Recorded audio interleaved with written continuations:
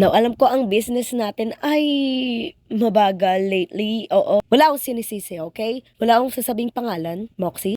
Now, meron ba sa inyo ang may idea kung paano natin papalaguin tong business natin uli? Paano kaya kung car wash? Mili, nasa impyerno tayo, walang may pake kung malinis kotse mo.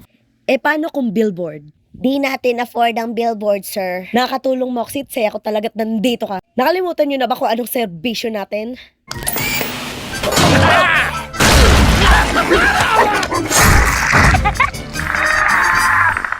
Yun ang masasayang araw. Hindi ko need ng paalala, sir. Lalo't inubos mo lang pera natin sa isang obnoxious TV ad last week. Isa na binayaran mo palalo para mag-run for full 3 hours sa isang channel na walang nanonood.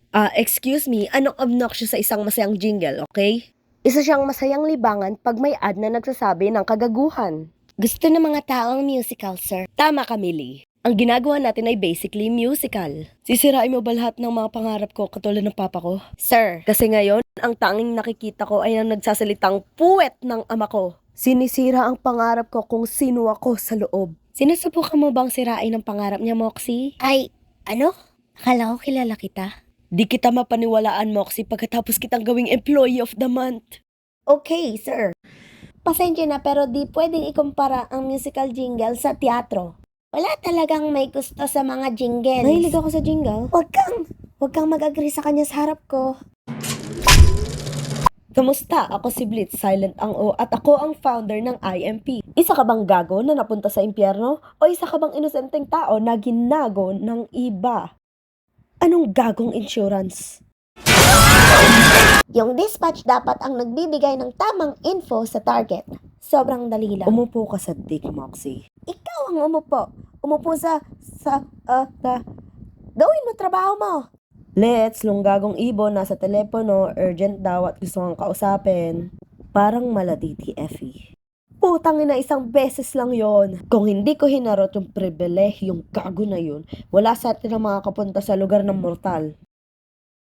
Ano? Ay, gago. Sorry, narot ko asawa mo. Blitz! Oo, narinig kita. So, anong pwede kong magawa para sa'yo, Stolas? Merong isang kandidato na nagdudulot ng kaguluhan sa mundo para sa aking mga kasama. Nagkukumbinsi siya na totoo ang global warming. Hindi ba? Well, totoo, pero madaming mamamatay if walang ginawa. At nakakabagot dito. Well, naiintindihan ko. Alam mo naman kapag nababagot ako, Blitzy. Ay, ito na naman siya. Pag nababagot ako, nagugutom ako. At pag nagugutom ako, gusto kong mabilaukan sa...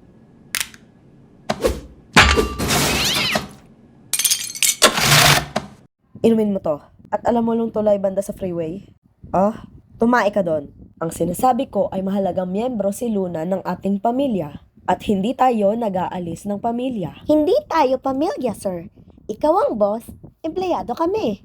Tinatrato mo siya ng parang problemadong dalaga. Mas mukha siyang meth-addicted homeless woman na nakaata sa telepono.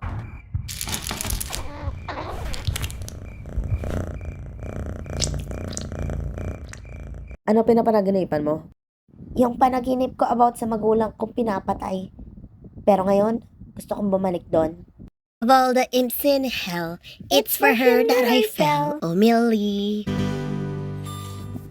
Putang ina, binibidyohan mo ba kami? Basta wag mong gawin yon. Paalam.